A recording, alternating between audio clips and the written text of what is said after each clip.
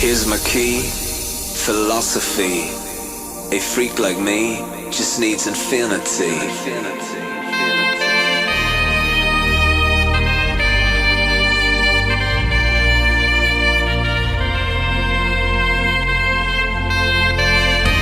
Relax, take your time.